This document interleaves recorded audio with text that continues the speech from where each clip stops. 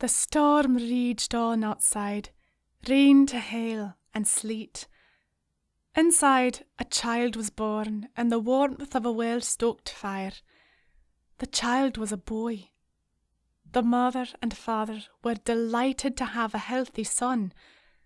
But all was not well, as an evil, crooked woman heard of the birth.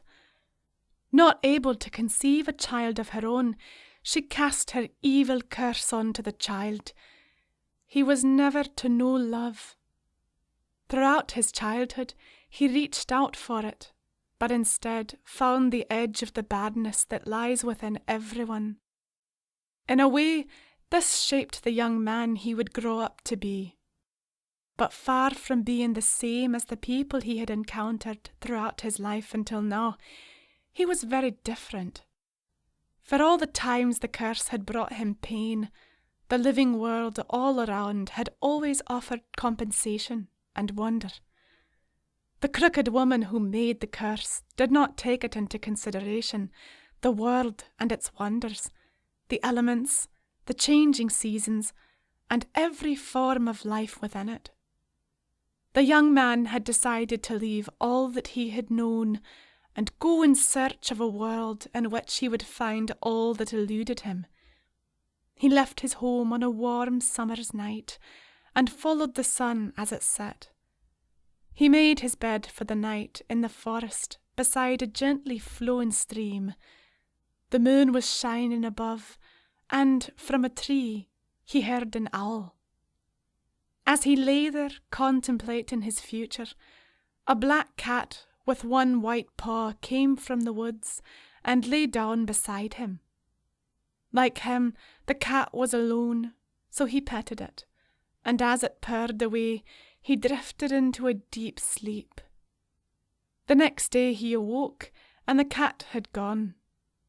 The sun was shining brightly in the blue sky, and he set off along the dirt path which took him to the top of a mountain. He stood at the top and looked all around at the beautiful river and lochs below. He was beginning to feel a little hungry, so he went down to the river's edge and caught a nice big trout. He made a fire and cooked the fish. The smell of the cooked fish filled the air, and from the bushes came White Paw the cat, just in time to get a nice piece of trout. Once fed, White Paw happily wandered off. So the young man put out the fire and began walking in the direction of a small fishing town. When he arrived at the town, he went into the local free house and bought a drink. He sat down, and at the table across from him sat an elderly gypsy woman. She offered to tell him his future. She told him of his past and of the curse put on him at his birth. She was a nice woman, and told him that he would travel to a far-off land where he would meet a wise old man. The wise old man would have the power to rid him of the curse, but would ask for something in return. With that, he thanked the gypsy and left. As he walked along the dockside, he saw a notice board looking for shipmates. A tall ship was in the water beside the dock. He went on board and secured his passage. The captain was a hardy, weather-beaten man and ran a tight ship. He was bound for tropical climes in search of new trading routes. The young man worked hard, and at times the sea was very inhospitable. One night on board, feeling lost and unsure about his destiny, the young man sat at the rear of the ship, and out of the lifeboat came White Paw the cat. It went up to him and started to purr. He was happy to see him, but thought the captain would throw him overboard. But the captain said he would be good for the rats. 3 days later, the ship docked at a busy trading port. There was a market there, selling goods from all over the world. The young man was fascinated and spent all day wandering around. Later that night, he went into a tavern and sampled the local drink. There was music and dancing going on all around. through the crowd, he saw a beautiful woman dancing on the table. She looked at him and started dancing towards him. Her colouring was dark, with beautiful features. She smiled at him. The music faded into the background as she sat down beside him. They drank and spoke for about an hour. She then invited him back to her house. They left the tavern and went down an alleyway. They started to kiss. And out of the shadows 2 men emerged, brandishing clubs. They hit the young man about the head and body. He fell to the ground unconscious, and then they robbed him of the wages he had earned on the ship. It would appear he had been set up. The next day he awoke in a strange room, with an old man at his bedside. The old man had bandaged his wounds and told him to rest. He got up from the bed and went over to the window, which overlooked the harbour. The ship on which he had sailed was gone. In the days that followed, the young man began to heal and get better. The old man cooked him his meals and nursed him back to health. In return for this kindness shown, the young man worked hard on rebuilding the old man's roof. The day had come for the young man to move on, and he thanked the old man for his help. Once again, he followed the sun as it set, through the forest and over the hills. He decided to rest for the night in a small cave in the side of a mountain. He made a small fire, and as he lay down to sleep, he heard a growling noise coming from the entrance of the cave. Startled, he turned to look, and there was a large wolf growling and looking straight at him. He slowly put his hand into his sack and took out a piece of rabbit that the old man had given him. He beckoned the wolf in and gave it the piece of rabbit. The wolf sniffed at it and then ate it. The wolf then turned and went away. The young man thought the cave must have been the wolf's, and he quickly moved on. As he walked across the hills, the sun was beginning to rise. In the distance, he began to see a farmhouse and began to walk towards it. The rain began to come down heavy as the young man began to walk closer to the farmhouse. He knocked on the door, and after a short while, an old man answered. He told the young man to come in and sit by the fire to dry off.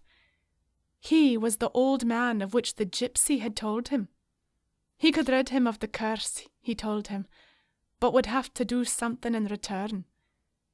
They spoke for hours of the young man, and the old man told him of the wickedness brought about on mankind by the evil witch. In order for the old man to be rid of his curse, he would have to battle the forces of the witch. Stronger in the passing years, the old man himself practiced white magic, and had tasks to perform, but could not due to his old age. There were 3 tasks to complete before the curse was lifted. The first task was for the young man to climb to the top of a mountain and collect in a small bottle the first dew of spring. The dew would cleanse the wickedness of the witch, who had become ugly and wretched due to her ill practice. The next day, the old man prepared to make breakfast, and as he did, he told the young man of the other 2 tasks. He told him of a flower which bloomed in the Black Forest. The flower bloomed once a year, and from within its centre it bore 1 seed. This seed, when planted on the young man's homeland, would flourish, and with that the evil worked by the witch would wither. The Black Forest, however, was fraught with danger, as the witch had eyes and ears in it through a raven. She also had power over a wolf. To slay both the raven and the wolf was the 3rd task. The old man went into an old chest and took out his sword and shield. He told the young man that he had worked some white magic on the shield, and that it would protect him and warn him of evil in his midst. The young man asked when the dew would be ready to be collected. The old man told him the day was drawing near, and that he had to climb the mountain at night and collect the dew in the morning. A few days passed, and the old man told him of the whereabouts of the mountain. He left in the afternoon to climb the mountain. So the young man set off and came to the foot of the mountain. In his pocket he had a small bottle with which to collect the dew in the morning. The mountain was pretty dangerous to climb, but he made it to the summit. Once he reached the top, he made a small fire and rested. At dawn, the dew began to come through the heat of the sun. He opened the bottle and, with a folded leaf, guided the dew into the bottle. It took a while to fill up, and when it was 3/4 full, he put the cap on and began his descent. He made his way back to the old man's house and was congratulated on completing his first task. They had breakfast, and the old man told him the day of the flower blooming was near. Again, he would have to get the flower seed at dawn. This would mean going through the forest in the night. In the days that followed, the young man practiced using the sword and shield. The old man told him that the raven and the wolf would work together to try and defeat him. In the evening, they sat down to a meal, and the old man told of where the Black Forest was. Later in the night, the young man left for the forest, and with his sword and shield. As he got closer to the forest, he heard the howl of the wolf. An owl was tooting in a tree as he wandered deeper into the forest. The branches of the trees were dark and crooked. A calmness was all around as he slowly walked to the clearing of where the flower was about to bloom. Again, he heard the howl of the wolf, this time closer. Just then, the raven flew out of the dark and tried to get at the young man's eyes. He fought it off with his shield, and then, as if the sword had a will of its own, it plunged straight through its body. Suddenly, the wolf came out from the trees and tried to get at the man's neck. Again, as if by magic, the sword went straight through the wolf instantly. Tired, the man lay down. The day was breaking, and he looked over at the flower. The sun shone through, and the flower began to bloom. He walked over to the flower and gently removed the seed within. The young man placed the seed in his pouch and started back towards the farmhouse. Again, the old man congratulated him on the completion of the tasks. The old man told him that his work in this land was over and that he had to go back home. He also told him that in order for the witch to be rendered powerless, the seed would have to be planted and watered with the dew from the bottle.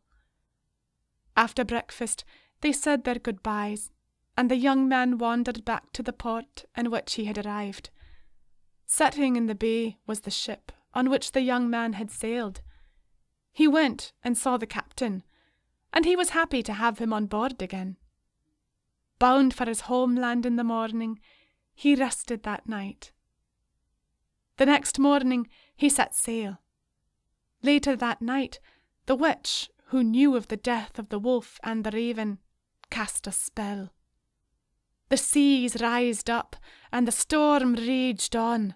The lightning cracked on, and the rain poured down. The ship was knocked off course, and was wrecked against the rocks. The young man managed to get a hold of a crate and weathered the storm. The next day, the storm had passed, and the sea was calm.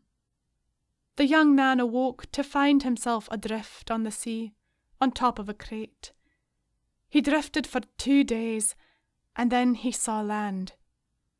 The tide took him onto the beach, where he lay and rested.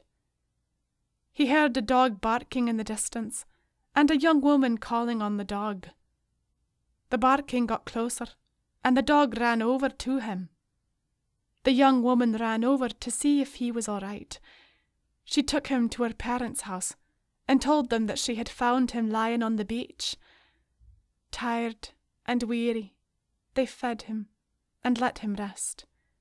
He told them of the shipwreck and asked them where he was.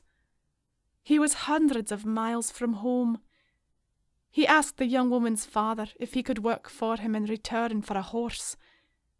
He agreed, and for a few weeks he worked in the fields. Over those few weeks, the young woman grew fond of the young man. He told her of his adventures and of what he must do. The day had come for him to leave, and on his horse he set off for home. The witch sensed that he had survived the shipwreck and was now plotting against him once more. The witch had a nephew who was half man and half ogre. He lived in the woods in which the young man would have to go through on his route home. She sent it to her nephew, telling him to kill the young man who would come through his woods on a horse. It was getting dark, and the young man had been riding all day, so he stopped and made camp for the night, just outside the ogre's woods. He was lying beside the fire, trying to get sleep, when he smelled a horrible stench. He turned around, and above him stood a 7-foot ogre with a big boulder in his hands. The ogre dropped the boulder, aiming for his head. He rolled away just in time, grabbed a piece of burning wood, and stuck it in the ogre's eyes. It let out a scream and ran back off into the woods. The young man mounted his horse and rode off again. He could hear the wailing ogre all the way. Once clear of the woods and the wailing ogre, he set up camp again and rested until morning. In the night, as he slept, he had a nightmare about an army of ogres led by a witch, burning his hometown, killing people who lived in it. He woke, shaken to the bone with the wailing of the wailing ogre in the distance. Being so tired, he drifted back into a sleep. This time, he dreamt by a stream. He was walking by a beautiful waterfall, and there was a beautiful woman standing by the water's edge. She beckoned him over, telling him not to fear, that everything was going to be all right. She told him to come into her arms. He put his arms around her and lowered his head to kiss her. At that moment, she turned into the hideously ugly witch. Startled, he woke up, got on his horse, and took to the path. The witch's crow had returned and told her of the blinding of her nephew. She sent the crow to her sister, telling her to assemble an ogre army to get revenge on the humans and the one who blinded her son. She could sense he was getting closer, but she had no knowledge of the seed and the dew and what it could do to her evil powers. He rode into his town and told the people to arm themselves. He told them of his nightmare and of what happened with the ogre. The people that knew for such a thing had to happen to an ogre, there would be trouble. The women and children of the town were sent to relatives as the men prepared for battle. Over the hills in the distance was a roar of thunder. The sky cracked with lightning, and the rain came down. Through the sky came the evil witch, laughing insanely as she came with a small army of ogres.